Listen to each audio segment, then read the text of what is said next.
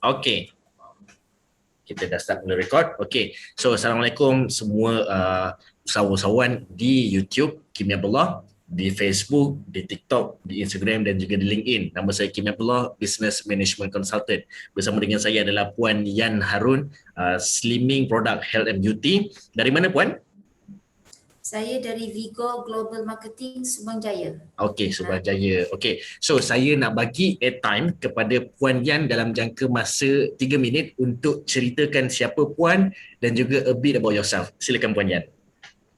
Oh, okey. Assalamualaikum semua. Buat live ke ni sekarang ni? Dia bukan live, dia recorded. Okay. Recorded. Yes. Okey. Assalamualaikum. Saya Yan, Puan Yan Harun. Sebenarnya saya dah lama dekat dalam bidang pre-usahawan lah. Dulu pre-usahawan. So sekarang ni after COVID 2 years ni saya baru start sebenarnya. Dalam 5 months saya buka bisnes, kemudian ada isu COVID. So nak tak nak kita terpaksa tough juga melalui keadaan macam ni.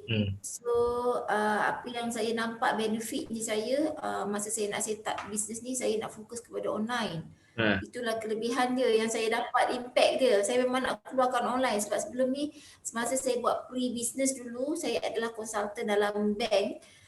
Banyak kepada offline. Bank ni bila kita nak present dia banyak kepada offline. Jadi saya kata saya nak buat satu kelainan baru, saya nak set up new business kepada online. So sekarang ni saya punya produk dipasarkan secara online. Dan juga ada sedikit sistem agent lah, kita baru nak start kepada sistem agent. So itu sedikit tentang bisnes saya. Tentang saya pula, bisnes ni adalah perkara yang baru lah untuk saya. Tapi saya ni memang suka belajar. Saya suka belajar walaupun usia dah macam ni pun, saya harus dapatkan ilmu daripada orang lain in order untuk saya sukses jugalah maksudnya. So saya contact Tuan Kimi yang saya selalu baca secara verbal, sebenarnya posting-posting di FB. Dan kemudian bila saya nak gerak kerja secara agent, saya personally WhatsApp Tuan Kimi. Kalau kita tak WhatsApp, kita tak tahu kan perjalanan ni kita macam mana. So saya tahu sedikit tentang Tuan Kimi ni, is a consultant about the business lah, macam tu je. Tapi not too detail. So hari ni lah hari pertama kita berkenalan lah sebenarnya. Okay, so faham. Saya lebih fokus nak tahu. Saya sendiri tanya Tuan Kimi ada bagi tahu a few things yang Tuan Kimi buat. Tapi saya nak straightforward lah kan. Saya tanya Tuan Kimi ada tak buat consultant in terms of build up agency untuk business. Recruitment lah sebenarnya. Walaupun saya ada pengalaman tu sikit, tapi business yang lalu tu sebenarnya pada saya tak sama. Saya still kena belajar lagi. Okay, so it's good to know you, Puan Yan, and it's good bila you contact and you bertanya. Sebab kenapa tahu? Ramai, to be frank, ramai usahawan yang contact saya, Tuan Kimi, saya nak belajar Tuan Kimi boleh tak ajar saya? In fact, saya bagi free sesi pun dia macam tak take action. Sebab itu adalah satu failures, bagi saya itu adalah satu failure sebagai usahawan. You ada keinginan tetapi tak ada execution. Sama macam you ada idea yang bagus tetapi you tak buat betul-betul. So kebanyakan usahawan di Malaysia ni, saya beritahu the facts, ramai usahawan di Malaysia bukan tak bagus. Idea memang top notch tetapi kita kurang pada execution. Kita compare benda nyata, kita compare dengan Chinese idea tak apa-apa, to be frank. Tapi execution awesome gila, to be frank. Sebab kenapa? Saya belajar, saya menuntut dan tok guru saya adalah Cina. Lebih spesifik Cina Bukit. So diorang tak tengok idea. Diorang tengok that business boleh tak dapat profit, that business boleh tak pergi ke 6 bulan, ke setahun, ke 5 tahun, ke 10 tahun. Dia tengok benda tu. It's very facts. Dia main dengan benda ni.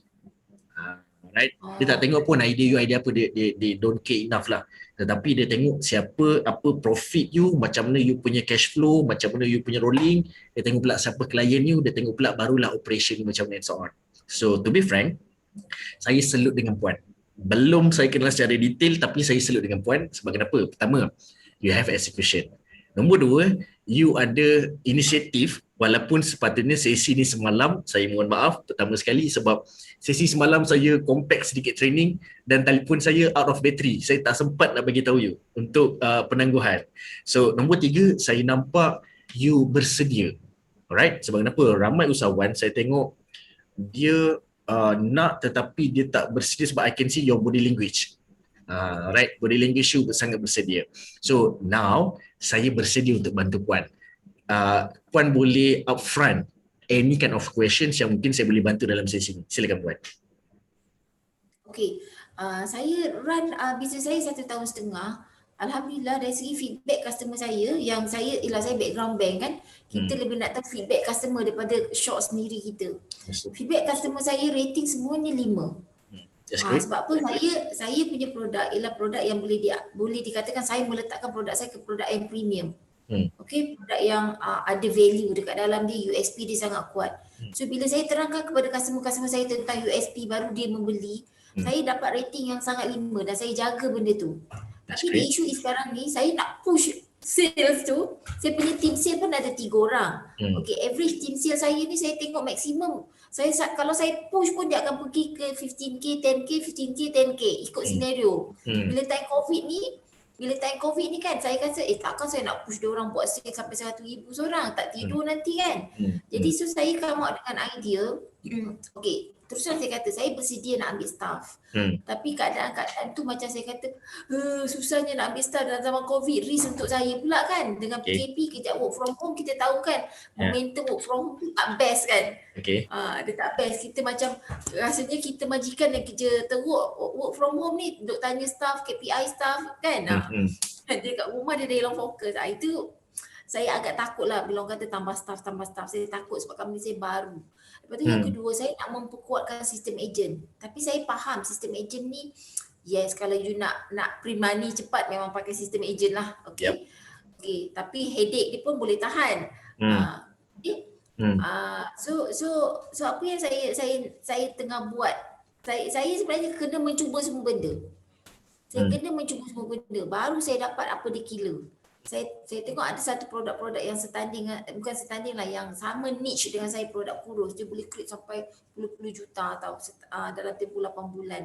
Tapi saya nampak terlalu print money sangat. Saya worried sustainable tu dia orang tak pergi ke situ. Saya tak gairah lah macam tu. Tapi anyhow, yang saya tekankan sekarang ni, okay, saya dah fokus kepada team sales saya boleh build up team sales saya sangat bagus. Kalau tanya sebab saya background sales, saya follow step flyer. Bukanlah nak kata saya bagus, tapi saya boleh generate orang macam tu. Okay, yang kedua, saya kata satu lagi yang saya kurang. Saya bukan tak mencuba agent ni, saya bukan tak mencuba, saya kurang fokus. Terus terang saya kata, saya kurang fokus. Dan yang kedua, bila saya tengok agent saya malas, dia tak ada effort macam staff saya malah nak layan. Saya malah nak layan, saya tak ada pujuk-pujuk, saya tak ada raih-raih, tak ada. Nak buat, tak nak buat, stay. Tak nak buat, you boleh banyak option produk lain. Sebab saya meletakkan diri saya macam ni, saya nak sampai ke level hari ni, saya orang yang fight. Jadi bila saya jumpa agent yang tak fight, saya kata saya tak ada masa nak manja-manja macam tu. Kalau you willing nak belajar, I boleh ajar. Macam sikit lain lah, kalau dia orang betul-betul, sebab kita hari-hari motivate, dia ada depan mata kita kan. Agent ni kita mulai rayu baru dia ada kat depan mata. Alright. Itu yang saya kata, apa, saya tahu risk dia, kata macam mana nak yelah, maksudnya recruitment tu kena continue. Mungkin Tuan Kimi boleh bantu saya lah. Okay. Kepada penceritaan Puan, saya take note a few things, tak nampak lah ada my notes ni. Okay. So, to be frank, Puan adalah kategori, you ni adalah kategori commander, to be frank. Because dalam sesama, you bercakap, saya observe you punya soalan dan saya dah dapat jawapan dan saya dah dapat cara macam nak explain kepada you. Dalam sama-sama, I know you in personal. Right? You adalah kategori commander. You adalah kategori perfectionist. You adalah kategori yang akan all out kalau buat. You kalau buat, to be frank Puan, memang awesome tetapi lambat. Right? Sebab kenapa? You nak tunggu benda tu semua perfect baru you nak jalan. You nak tunggu semua data tu fulfill baru you akan okay, I have faith, I have belief on this action, this strategy, baru I buat. That makes you perfect. But the consequences adalah you lambat. Right? You nak tunggu benda tu awesome, data cukup, history cukup, calculation cukup, baru you jalan. Setuju? Okay. You ada macam tu ke? Ada sikit situ. Alright. So, dalam sesama you tegas. You tegas, you garang, you tak ada nak Nak drama-drama, you bukannya drama queen, you just straightforward. Nak buat, tak nak buat, sudah. Kalau nak buat, aku guide. Kalau tak nak buat, lantak kau. Is that correct? Alright. So, macam mana kita tahu benda ni semua? Ini adalah psikologi. And this is based on your body language. This is based on apa yang you tunjukkan. Because I scroll your Facebook sekali lalu, you jenis yang standard. Kalau tudung biru, baju biru, kasut biru, handbag biru. Semua standard. Right? Tak juga. Tak juga. Okay. Itu yang I nampak dekat Facebook, but I don't really know in personal. And you ada satu brand yang slightly you dah structure is quite biru ke warna you? Corporate. Okay. So I nampak standard kat situ, you jaga benda tu, which is good. Okay. So it's good to have that, tetapi ada pro, ada cons. Alright.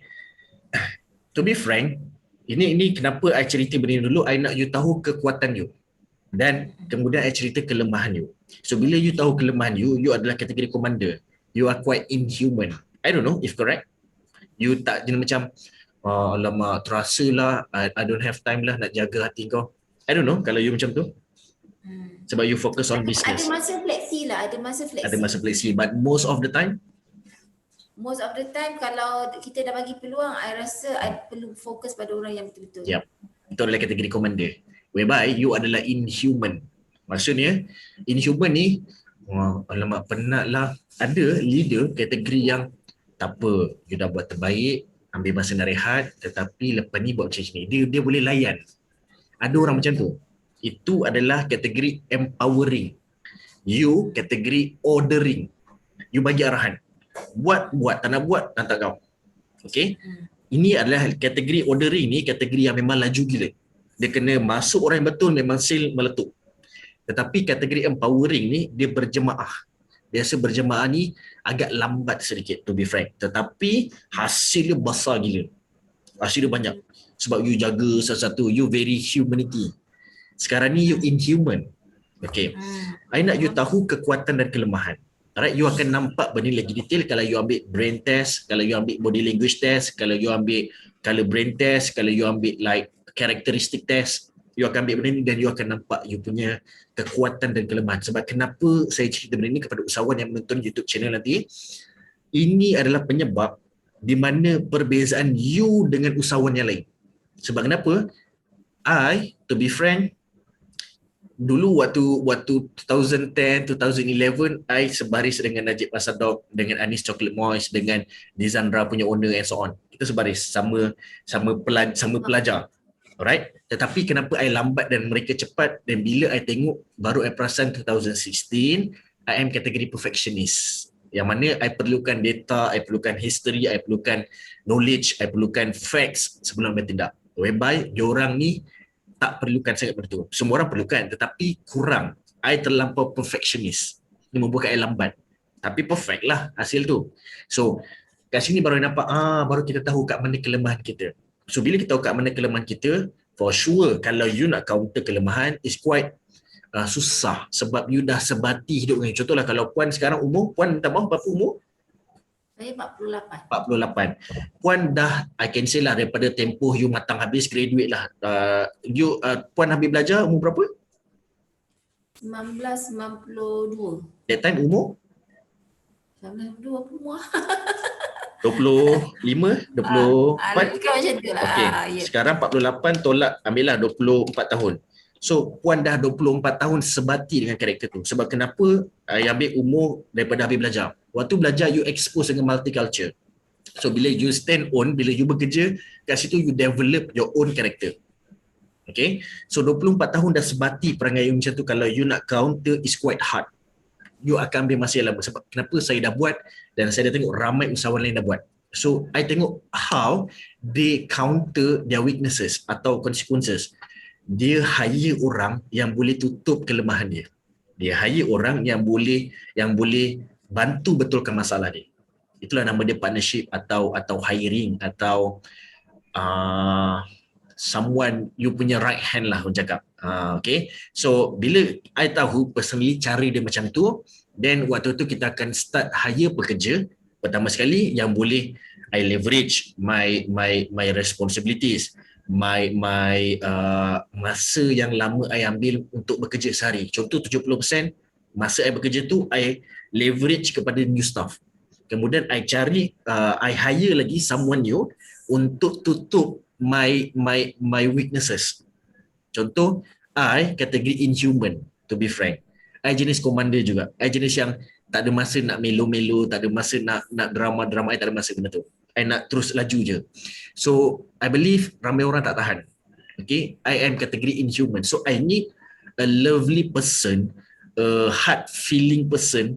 I need CHO, Chief Heart Officer, untuk duduk sebelah I untuk counter my team. So I need that. So I cari orang tu. So kalau ada masalah, kau jangan cari aku. Kau cari this lady. Dia akan betulkan, dia akan bantu kau, dia akan motivate kau, dia akan empower kau. That's it. It's not me. Kalau kau dah betul mindset, dah betul you punya motivation, inspiration, then later baru you join me. Saiful is your colleagues? Okay. My husband. Alright, your husband. So terkejut juga ada orang lain boleh access. Okay. So, Assalamualaikum Tuan Saiful. Welcome. Alright. So, tak apa. One of your microphone kena off. Okay, baru dia tak pegang. Thank you. So, bila you tahu weaknesses you and you tahu siapa you nak kena hire, then baru dia balance. So, bila balance ni jangan lari terus. You establishkan dahulu.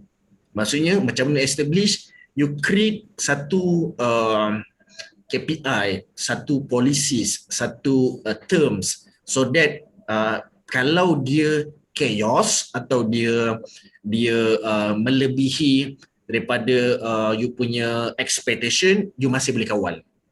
You tak kelang kabut macam, alamak tiba-tiba tim berhenti, you jadi kelang kabut. Nak pergi beraya ni, tak pergi beraya, kita pergi masuk office. You know, benda tu kita kena establishkan dahulu. Kalau dia terlebih, kita ada cut off, kita kat mana. Okay, kalau contoh you punya level kat sini, tiba-tiba temperature naik atau relationship jadi tegang, kita ada cut off. Macam mana kita nak cut off? Through terms and condition, through policies, through culture.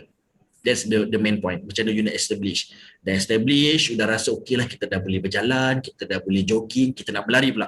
So bila nak berlari, you kena ada modul baru untuk berlari. Sebab apa yang you buat adalah modul untuk establish. You kena ada modul untuk growth. Atau you nak buat like development. So tu dah modul lain. So that's roughly about personal thing.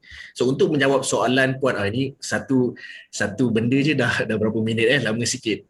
Okay. No problem. Okay. So untuk menjawab soalan Puan, sales team sekarang ni you ada 3 orang ni, that is in-house ke atau part time? In-house. In-house. Okay, so you ada 3 salesperson lah dalam company. Total keseluruhan dalam syarikat pun ada berapa ramai? Kalau termasuk saya dengan husband sekarang ni 5 orang. 5 orang. Okay. So Puan sebagai apa? Saya CEO lah kalau ikutkan. Okay. Tuan Saiful sebagai? MD. Okay. So you punya team 3 orang semua buat sales? Semua orang memang saya fokuskan untuk sales. Okay. That's good. Alright. Kalau saya duduk dalam culture Cina, Puan punya business ni dalam keadaan positif. Sebab most of entrepreneur memang CEO, Chief Everything Officer. Dia bukan Chief Executive. So you adalah Chief Everything Officer, but you dah leverage, you dah outsource you punya responsibility on making sales kepada individu yang betul. Maksudnya you dah tak serabut buat sales. Dah ada orang yang fokus pada sales. So Tuan Saiful, Managing Director. So maybe you manage a few teams, few clients and so on. That's good. You dah split sedikit, but not in proper way. You akan jadi proper way kalau you tahu siapa klien you tahu kat mana arah syarikat you tahu kat mana sales you, apa KPI you. You akan tahu dan baru you susun. Kita rupanya perlukan position ni. Rupanya kita tak perlukan position ni. Rupanya position ni kita perlukan part-timers. You akan tahu. Bila you crystal clear. Okay.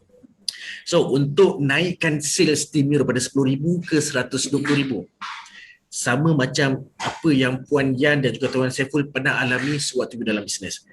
Saya cakap, Puan Yan dalam bank, I believe gaji you makin meningkat kan? Ya. Betul. Betul. Gaji you meningkat, apa faktor pertama dia? Auto promotion,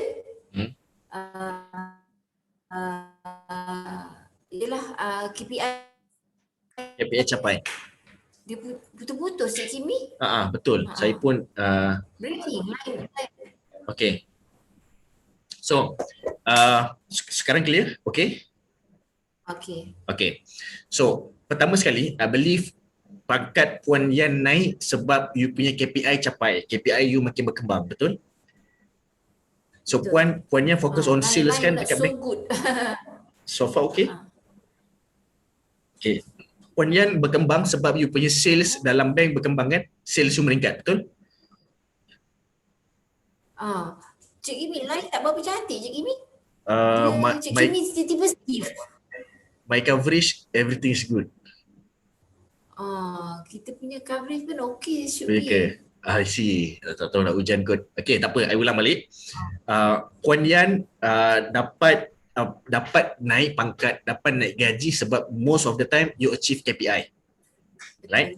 Kalau you break down, macam mana you boleh achieve KPI? Sebab you ada knowledge. Macam mana you ada knowledge? Sebab you ada awareness. You ada passion. You ada semangat. So proses tu you kena leverage kepada team you. Kita reverse balik. Dia kena ada awareness. Dia kena ada kehendak. You kena naikkan semangat dia. You kena naikkan apa yang kita nak namakan dia, kita naikkan kegairahan dia. Kalau you buat sales daripada macam ni, you boleh beli kereta besar. That's kegairahan yang biasa orang akan buat. Okay, you naikkan awareness dia. Macam mana nak naikkan sales, you kena macam ni. You kena naikkan mindset dan juga skill set, iaitu related dengan knowledge. Right, sebab tu kita buat Salesforce training dalam program kita. Sebab most of founders, Cik Kimi, saya nak sales kita touch 6 million, 8 million. Alright. I tanya most founders kosmetik, Puan nak dapat 8 juta sales setahun, tim Puan bersedia ke? Sebelum saya tanya tim Puan, Puan bersedia ke tidak? Maksudnya, you bersedia ke nak uruskan cash flow 8 juta? You dah bersedia ke nak berurusan dengan LHDN? You dah bersedia ke nak berurusan dengan family? Sales kau makin meningkat ni. Pinjam duit, itu paling normal. Alright? Sales kau dah meningkat ni. Tak nak belanja family ke? Kedekutnya. Mentality. Biasanya orang akan gagal kat situ. Emotionally akan gagal. So, itu personal, company dan juga team. Basically, kita akan cerita tentang skill set. Mereka tahu nak buat 10,000 sebab knowledge mereka hanya tahu 10,000 saja. Kalau Puan nak mereka dapat 120,000, Puan kena bagi knowledge yang nilai dia 120,000. Faham So, maksudnya you kena increase skill set dan mindset mereka. Right? Kalau Jack Ma, dia cakap apa tahu? You kena naikkan IQ mereka. You kena naikkan EQ mereka. You kena naikkan LQ mereka. IQ orang tahulah. EQ, I believe you guys pun tahu. You guys tahu EQ? LQ ramai orang tak tahu. LQ ni love quality. Maksudnya you kena ada heart to heart session. Ini ramai orang tak buat. LQ. Okay, heart to heart session. Contohlah, kita ambil satu contoh. Siapa nama staff Puan? Seorang? Antara 3 orang ni? Medina? Okay. Medina, you dah 3 tahun dengan saya. Let's say lah, you dah 3 tahun dengan saya. I believe sepanjang you dengan syarikat kita, I nampak you punya perkembangan pada sale 5,000 dan naik ke 8,000 dan naik ke 12,000. That's great. And you know what? Ingat lagi tak waktu you datang, you pakai macam ni, muka pun tak siap, sekarang muka dah macam artis. Lepas tu pula, sekarang dulu pakai beg biasa, sekarang dah pakai Gucci. Lepas tu dulu kereta kancil, sekarang dah pakai, I don't know, dah pakai BM, I don't know. Right? So, you cerita, tapi nak tak kalau, tak terfikir ke kalau you nak ada impian macam, you ada beli rumah sendiri, you belikan parents you emas, and so on. LQ, love quality. You naikkan love quality antara dia dengan family, antara dia dengan diri dia, antara dia dengan kerja dia. Love quality. So LQ tu sangat penting. Right? Itu cara macam mana you nak increase sales. Kalau dari segi nak affiliate team, you ada intention untuk buat affiliates group. Okay. That is great, and you pun acknowledge benda ni adalah cara terbaik untuk lajukan sales. Yap, ini adalah kategori MLM. MLM system, to be frank, dia adalah antara top 3 sistem terbaik di dunia untuk bisnes. Right? Kalau you dengar MLM is not good, manusia punya perspektif berbeza. But it's proven MLM system boleh melajukan sales. Alright? So kita namakan dia, kita tak namakan MLM lah, kita namakan dia affiliates. So bila affiliates team, you kena start recruit. Orang macam Puan Yan, sorry to say Puan, I need to deliver facts. Saya tak nak Puan atau Tuan Saiful terasa hati. This is facts. Puan bagus dari segi macam cakap drive the business. Alright? Tuan Saiful bagus untuk manage business. Alright? So, kalau part ni untuk recruiting, I believe that's not your task. Sebab task Puan Yan lagi besar. And you punya kelemahan adalah you are not you bukan orang yang boleh santai-santai. Sebab you punya metabolisme you tinggi. You jenis orang yang laju. You jenis yang you cakap laju, you bertindak laju, apa benda fikir laju. That's you. Right? So bila you laju, you tak boleh tolerate dengan orang yang quite santai, jenis yang melo-melo, you susah. And in fact, better jangan. Sebab momentum tu dah bagus. Kena ada someone yang santai, yang boleh counter. Contoh kat sini paling dekat Tuan Saiful. Sebab in fact dalam marriage sekalipun, dalam Al-Quran pun dah cakap positif dengan negatif, yang baik dengan bukanlah yang tak baik, yang saling melengkapi. Maksudnya ada pro, ada cons, supaya dua-dua ni jadi satu level yang baru. Bila satu level yang baru, you akan perasan yang pro ni akan jadi cons, yang cons ni akan jadi pro. That's life. Kalau kita study Al-Quran betul-betul lah. Right. Affiliates ni, cara yang terbaik adalah you mula recruit dari klien you, bukannya orang terdekat. Ramai orang, dia recruit inner circle. Recruit family members, recruit siblings, cousins, neighbors, alumni. Dia orang recruit dengan inner circle. My suggestion, jangan recruit inner circle. Recruit client. To be specific, regular customer yang dah beli 3 kali ke atas. Sebab kenapa? Bila you recruit client, mereka experience your product and senang untuk mereka approach orang lain. That's the benefits. Right? Apa guna inner circle? Inner circle adalah you perlukan network mereka. Sebab kenapa? Inner circle adalah golden point yang mereka dah kenal you, mereka dah faham you, mereka dah suka you. So macam mana you nak guna pakai inner circle? Contact mereka, trigger mereka, you kenal tak usahawan, mungkin you kenal tak kawan-kawan sekolah yang pernah jadi usahawan. So you guna pakai network inner circle you, bukan monetize inner circle. You guna pakai network orang di belakang mereka. Okay, itu satu. So klien ni untuk start dengan affiliates, mula recruit regular customer yang dah purchase 3 kali produk you. Dia dah buat 3 cycle sebab dia lagi mudah untuk menceritakan tentang produk you. Dan soalan poin yang ketiga adalah permanent staff. Permanent staff, I believe you ada curiosity untuk berkembang. Okay, bagus. Tetapi you quite concerned dengan keadaan ekonomi sekarang yang tiba-tiba nak lockdown, like macam Puan dekat Subang Sorry? Okay, Puan dekat Subang and Selangor, I heard bakal lockdown Yeah. either tomorrow atau Friday. So it's very bad. Alright, in fact, my business development kita dah 5 bulan ke belakang. Sepatutnya bulan 1 tahun ni kita dah masuk balik office kita dah grow balik team kita kepada double up. Kita ada multi revenue stream, multi business stream yang baru. Tetapi tersangkut sebab ekonomi. So, you kena buat gig ekonomi. Maksudnya, you mulakan gig ekonomi dengan you punya team dahulu, 3 orang. Work from home, macam mana you nak automate diorang punya sales, supaya you nak automate dia punya momentum, macam mana you nak automate diorang punya inspiration, you establishkan dahulu yang dalam ni. So bila you hire team baru, mereka adalah kategori gig ekonomi, work from home, through online and self motivation. Lepas tu apa lagi, high tech benda ni. So gig ekonomi ni, to be frank, dekat luar negara tu dah ramai orang pakai. Diorang dah ramai apply. In fact, I pun tak perasan. Tahun 2017 saya dah mulakan gig ekonomi. Whereby, tak apalah, you duduk dekat Johor, tak apa, kita just communicate through online saja. Waktu tu video call je. Video call, pakai Skype, lepas tu kita just contact, WhatsApp and so on. So, rupanya gig ekonomi ni memang wujud. So, kita kurang, sebenarnya gig ekonomi ni bagus ya.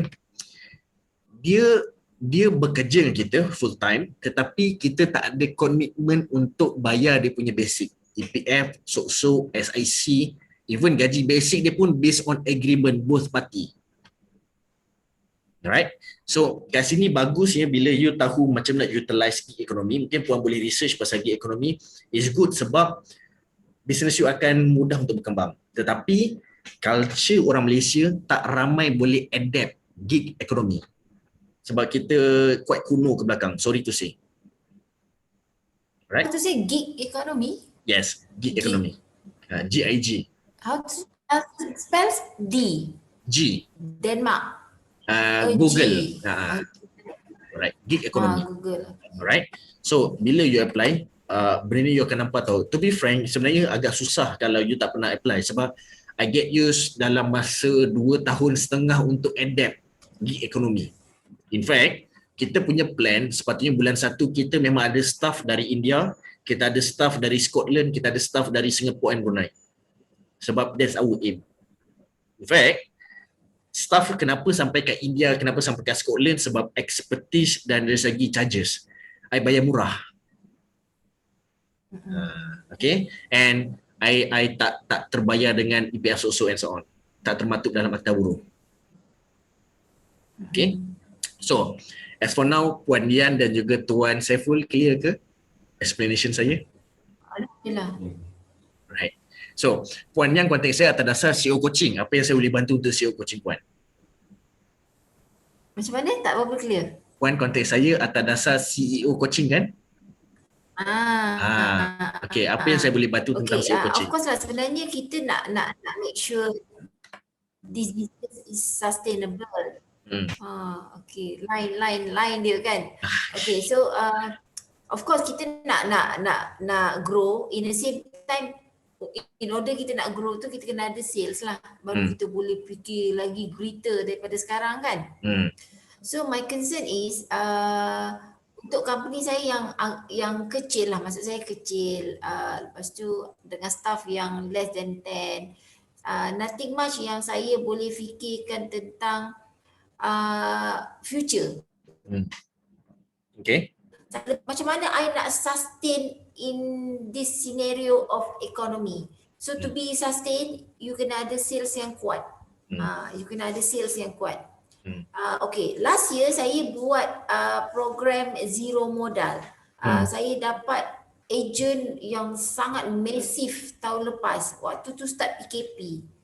So seronok, tapi saya tengok mereka ni masa tu in a situation that dia nak join kita sebab PKP, kerja sementara ni kita boleh work from home. Dia tak nampak future tau kenapa dia nak join kita.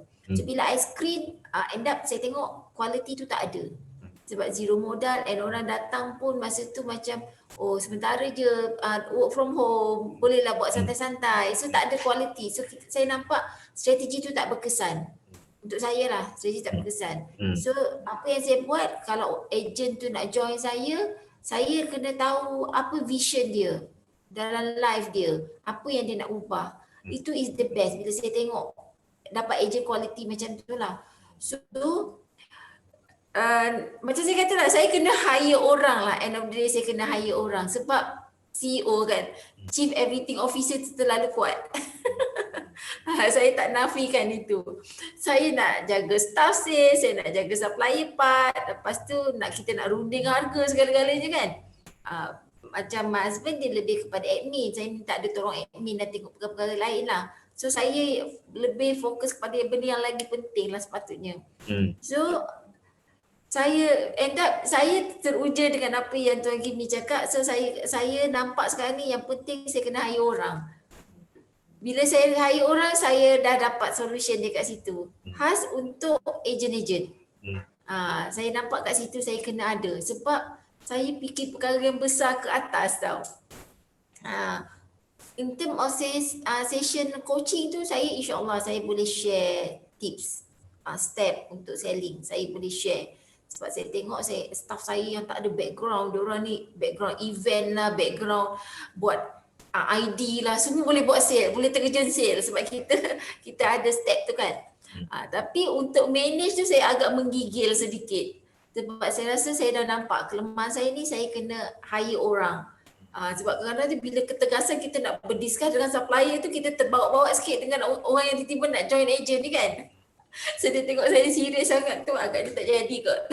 Lepas tu saya rasa saya kena ada orang yang karakter daft lah, maksud macam tu. Yang boleh fleksi, boleh pujuk-pujuk. Saya tak ada masa sebenarnya untuk situ. Saya tengok prestasi, performance, saya puji-puji, saya angkat kaki dah lepas tu. Sebab ada meeting lain yang saya nak kejar. So saya nampak kelemahan saya kena ada orang yang Tuan Kimi bagi tahulah yang tadi. Itu saya nampak saya punya solution yang pertama. Sama ada untuk staff, alhamdulillah saya boleh saya boleh handle sebab saya sedikit nak jaga staff ni sebab hari-hari di depan kita boleh develop ni senang. Untuk agent saya nak follow up, datang kelas malam ni, malam ni pula next session, topik ni saya tak ada masa. Saya cuma bagi topik kat staff, blast dekat group agent, siapa nak datang tak datang, saya hanya lepaskan kepada staff tanpa saya tanya. Saya tak tanya staff saya, dia ni macam mana, how you pujuk, saya tak tanya. Saya cuma tanya berapa orang yang attend malam ni. Kalau yang tak attend tu you pujuk tak? Saya tak buat tu. Task tu saya tak buat. Okay. So I believe I think there is a solution based on your story. Kalau you tanya this is very custom lah. I jarang bagi tips ni kepada usahawan lain.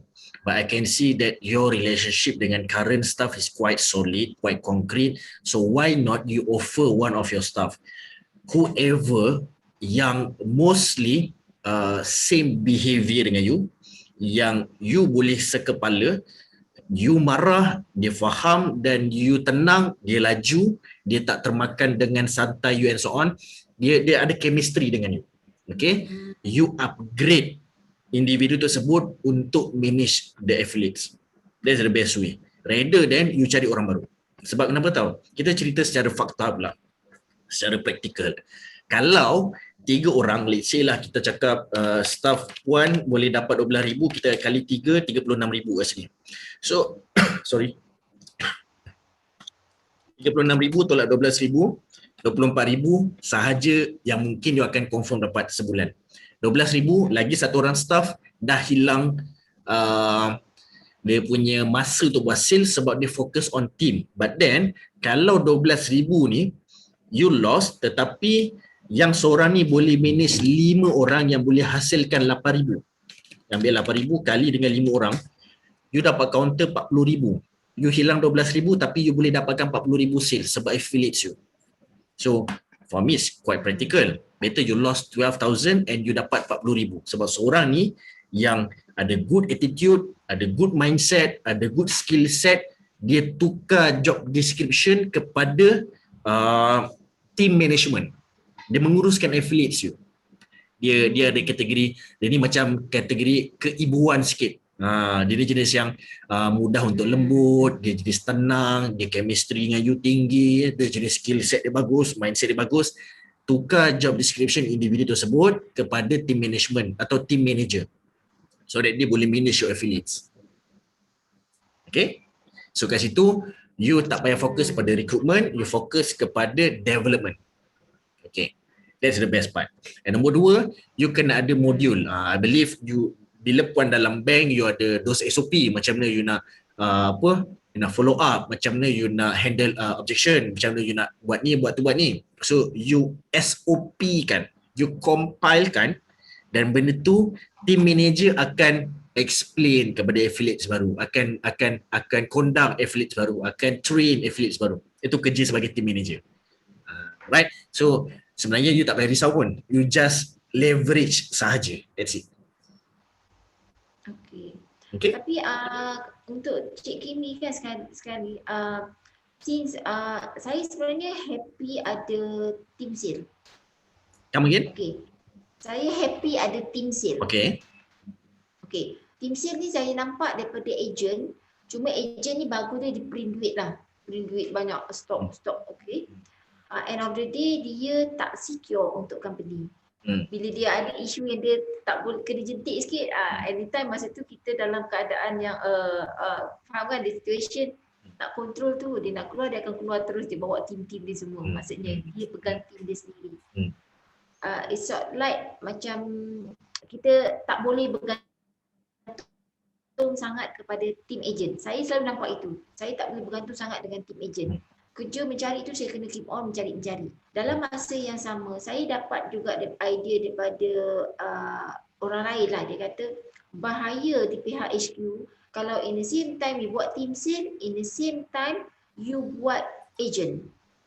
Sebab HQ akan bersaing dengan apa agent. Tapi dalam masa sama dia secure company.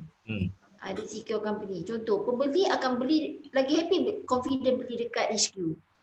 So agent akan rasa dia nak buat sale, kita pun kena buat sale lah. Customer kita pergi ke HQ, dia akan ada skeptical dekat situ. Okay. Saya nak tanya Puan. Puan dulu kerja bank, bank mana Puan? Okey, saya dulu kalau permanent saya kerja di CIMB. Alright, sebagai? Saya CIMB sebagai head operation. Okay. So Puan handle operation macam mana? The bank operation, branch operation? Branch operation. Okay. So I believe branch operation ada call center kan yang manage untuk credit cards, manage untuk investment and so on. Alright. Itu dipanggil inbounds kan? Ya, tak apa dengar. Itu dipanggil inbounds kan? Ya, betul. Okay. I believe bank pun ada outbounds, betul? So macam mana inbounds dan outbound bands boleh tally? So benda tu yang you kena pakai. You ada great experience sebenarnya. You dah culture benda tu. Right? So sebenarnya cuma you nak practice kan. Sebab kenapa you tak practice, you tak nampak kesinambungan, chemistry lagi. Alright. Ini I cerita secara roughly. Inbounds dan outbounds ni penting untuk balancekan sales. Bukan balancekan apa yang you anggap dekat mindset you sekarang. It's wrong. You kena tukar perspektif. Inbounds bagus, dia akan konsisten kalau outbounds tak perform. Let's say lah, you letak KPI monthly, outbounds kena achieve 320,000 sebulan. Berapa ramai agent tak kisah, tapi cut off 320,000. Inbounds ada cut off juga, minimum 48,000, let's say. Walaupun outbounds tak perform, inbounds punya sale dah boleh bayar overhead, dah boleh bayar expenses, dah boleh bayar investment, savings and so on. That's the cut off. You jangan letak mindset outbounds ni jadi macam chaos, takut orang berbelah hati and so on. That's the game. So, inbounds sudah clear. Tapi macam mana dengan outbounds? Outbounds ni adalah strategi di mana you dekat Subanjaya. Right? Outbounds ni yang akan duduk dekat Sabah, dekat Kota Baru, dekat Singapura, dekat Brunei. Itu adalah outbounds strategi. Dia akan dapatkan sales jarak jauh. Sedangkan you dapatkan sales jarak dekat. Right? Platform digital, platform e-commerce, social media, marketplace is just a platform. That's the bridge antara klien dengan you. Whereby, kalau cara dulu, diorang boleh datang outlet, beli dekat kedai, beli kat office. Cuma sekarang kita utilize teknologi. Dia beli secara online, dia beli dalam website, dia beli dekat Shopee and so on. Tetapi outbounds ni, you kena tukar perspektif. Outbounds ni maksudnya Cik Kimi Begin? Puan? Line dia cangkut juga. Tapi in other words Cik Kimi, it's not wrong kalau saya fokus kepada team sale juga masa serentak. Dia tak akan ada konflik juga ke? No. That's why perlunya position whereby kerja you adalah HQ memang fokus pada inbounds, team manager fokus pada outbounds. Tetapi team manager ni still lagi ada HQ.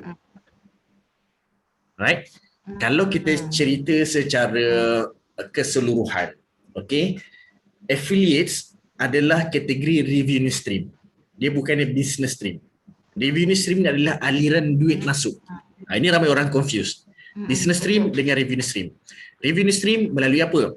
Marketplace, melalui e-commerce, melalui social media, melalui offline, melalui outlet, melalui affiliates, melalui network, melalui referrals. That is revenue stream.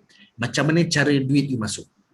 Kalau HQ, cara dia masuk dia adalah inbounds, dia inbounds, outbounds adalah revenue stream. Kalau you tak pakai salah satu pun tak apa, janji ada duit masuk. Tapi kalau you pakai dua-dua, lagi bagus. Okey. Itu yang saya fikirkan. Cuma saya sedikit, saya dulu, sebelum saya join Bigo, saya dulu dengan company bank lah, it's a private bank, saya buat consultation. Saya sedikit rasa macam, how to say, tak puas hati lah macam tu.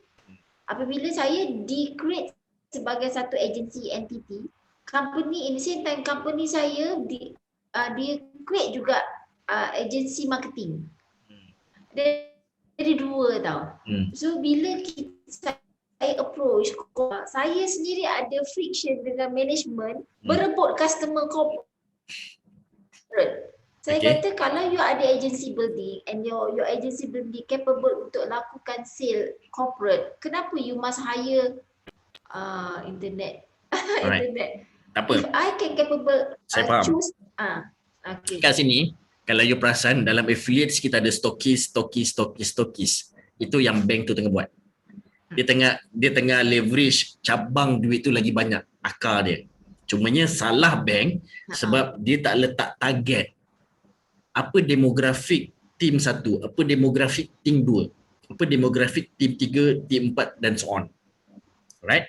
Dia kena fokus pada dia punya aim, demografik apa. Contoh dengan ubat slim kurus puan, puan Yan sangkut, Tuan Saiful okey. Kita berhenti. Okey. So, sebenarnya apa yang membezakan adalah kategori klien. Okey. Kalau puan nak guna pakai cara macam bank tu buat is good sebab you menambah baik atau membanyakkan lagi cara duit masuk. Cumanya kena ada aim yang berbeza, target yang berbeza, KPI yang berbeza. Okay? Okay. Alright. So, Puan, I have to remind you sebab sesi ni to be frank sebenarnya hanya setengah jam. Tetapi saya curious nak berkongsi lebih. Tetapi kita ada reminder daripada Zoom, tinggal lagi 8 minit sahaja untuk habis sesi ni. So, any last question untuk Puan Yan atau maybe Tuan Saiful? Nak tanya soalan. Okay, saya banyak nak tanya soalan. Tak apa. Okay. Saya saya banyak tarik sales melalui ads. Leads melalui ads. Okay, kadang-kadang bila kita tengok harga saya premium, okay, orang tu dah contoh dia dah standby RM100 untuk shopping kat tempat saya. Tapi dia tengok harga dia, harga dia 135 ke atas tak jadi belilah sebab ni. Should I come up with the harga orang yang RM100 ni? Right. Good questions. Should I come up with new product? Alright, good questions. Pertama, saya tak nak sebab lead saya semua berbayar. Alright. Pertama, you kena ada satu perspektif, harga tak main peranan. Yang main peranan adalah siapa yang you target. Kalau klien rasa benda tu mahal, maksudnya you salah target orang. Right? Kalau contoh, kalau saya kata Mbak Puan, kalau saya kata Mbak Puan, saya tak akan letak 130, saya akan letak RM500. Orang langsung tak mampu nak beli tetapi ada orang mampu nak beli. Iaitu level-level Datuk, Datin, Tan Sri, saya lebih suka buat macam tu.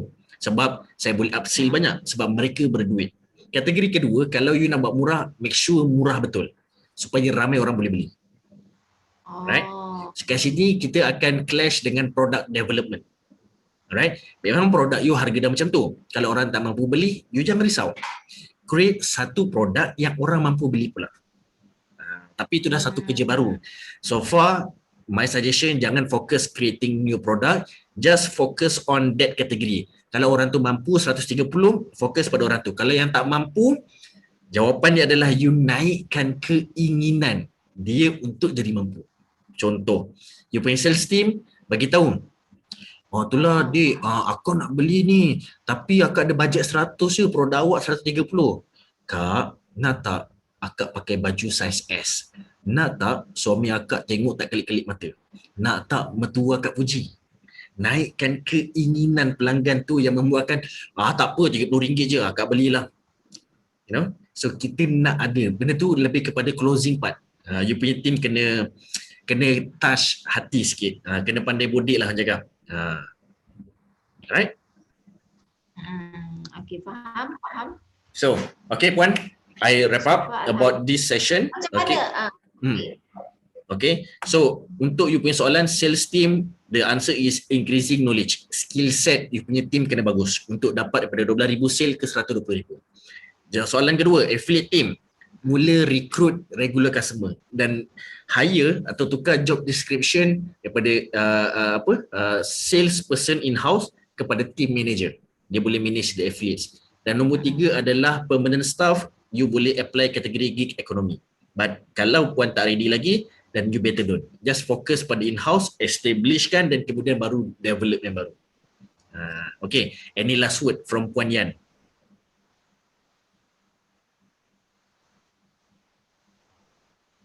Puan Yan? Hello, Puan Yan? Okay. So, Ya, saya. Okay, so any last word? Saya. Hello, ya.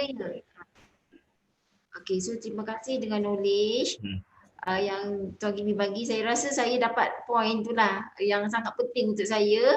InsyaAllah lepas ni saya nak menghubungi lagi dengan Cik Gimi untuk bantu saya kan. Sebab saya rasa Cik Gimi ada bagi jawapan yang banyak untuk saya jugalah. Kan? Saya have to take action saya. So thanks. InsyaAllah saya nak jumpa lah Cik Gimi lepas ni. Bantu saya untuk jadikan Vigo ni, aim saya satu je, saya nak pergi tahap international. Saya punya benchmark untuk produk kurus, USP saya sangat kuat dan ramai golongan elit beli. So saya punya benchmark ialah Herbalife. Herbalife tak ada competitor, saya akan become next competitor. Itu harapan saya lah. So insyaAllah lah kalau dengan izin Allah. Right, insyaAllah. Amin. So, semoga dipermudahkan. So hari ini, thank you for the great sharing. Alright. So Tuan Saiful, any last word from Tuan Saiful? Terima kasih banyak-banyak for the knowledge ini. Okay, sama-sama. Saya memang kalau dapat sebenarnya saya nak spend masa yang banyak, alright. But since Zoom ada limitation sedikit and also sebenarnya this is dalam satu program. Kita namakan program ni adalah freemium consultation. Dia premium. Apa yang saya bagi semuanya premium, alright. Cuma dia free untuk 30 minit saja. Cumanya bila mendengar soalan daripada you guys and I feel so excited sebenarnya nak bantu, so cakap why not, tak apalah kita bagi sejam. Alright, so that one is sebenarnya dalam kategori personal coaching punya package lah, but I would love to help you more. Please call me untuk kita go through, I bantu research untuk grow lagi insyaAllah one day. Okay, so thank you so much Puan Lian dan juga Tuan Saiful. Jom kita ambil gambar dulu, kita screenshot. Okay. Okay. So, okay. Smile. Okay, 1, 2, 3. Okay. So, thank you so much Tuan Saiful dan juga Puan Yan. I wish to see you again in future, insyaAllah. Alright. Terima kasih. Okay. Sama. Alright. Assalamualaikum. Right. Assalamualaikum. Bye.